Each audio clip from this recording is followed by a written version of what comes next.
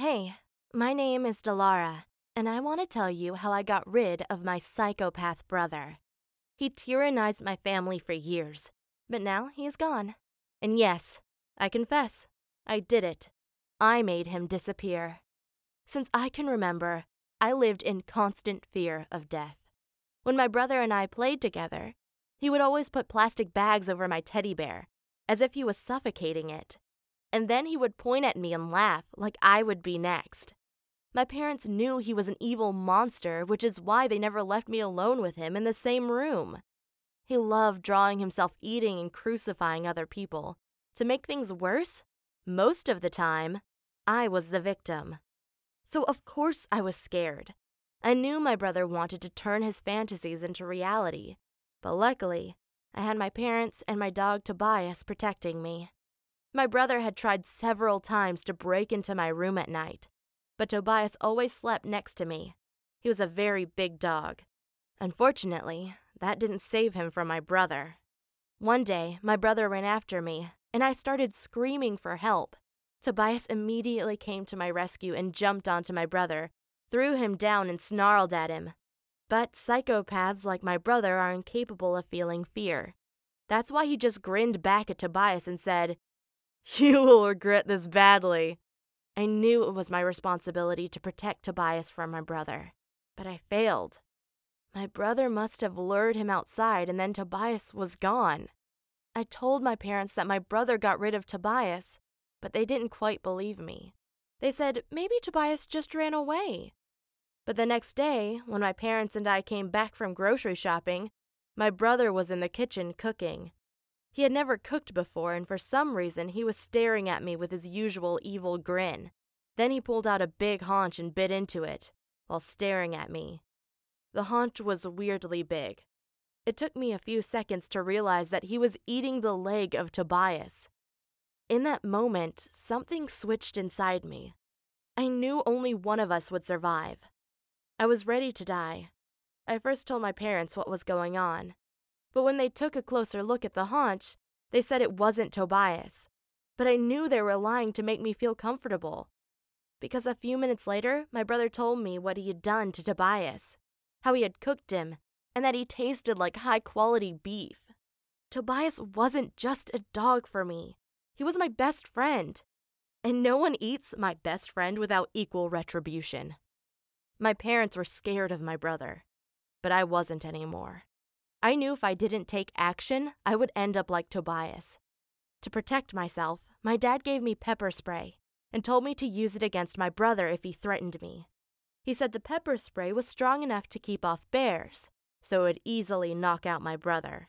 But I had no interest in defending myself. I didn't want to live in fear anymore. So the next morning, I opened my brother's door and threw a heavy book at him and screamed, "You murderer!" He immediately got up and ran after me. I ran out of our house, directly into the forest. My brother ran after me, but I had two advantages. I was 2 years older than him, and I had shoes on while he didn't. I was faster than him, but kept him close enough that he thought he could catch me. 1 mile, 2 miles, 3 miles. I had never run like this before. It was a beautiful and intense experience. At one point, I stopped and gasped for air. My brother was right there, 5 meters away. I could see in his face that he had waited for this moment all his life. But so did I. I pulled my dad's pepper spray out, ready to use it against my brother, and end this once and for all. My brother started running away from me, but I was faster than him, and about to catch up when I fell and he escaped. Now I was truly petrified. I wasn't sure what my brother would do next. So I ran to my parents and told them about my brother and how he had run after me in the forest. They knew I was telling the truth and decided my brother was too dangerous to continue to live with us. That's why they tried to put him into a special facility for violent and dangerous teenagers. But my brother had no criminal record, so they didn't accept him in. My parents' only choice left was giving him into a foster home, but they said he was too dangerous and a threat to the other kids there. That's why they decided to keep him living with us.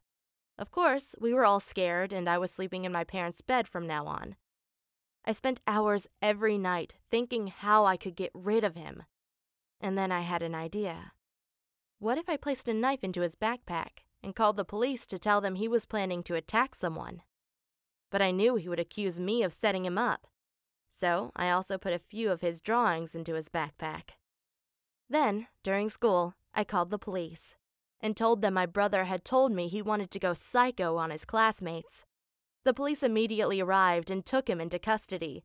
And guess what? Now he is in a youth detention facility and he will stay there for many years.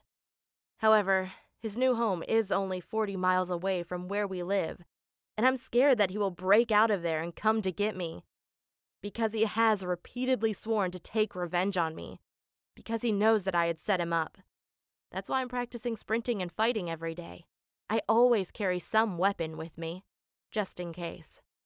My parents have also installed an alarm system to our house in case my brother tries to break in and get me.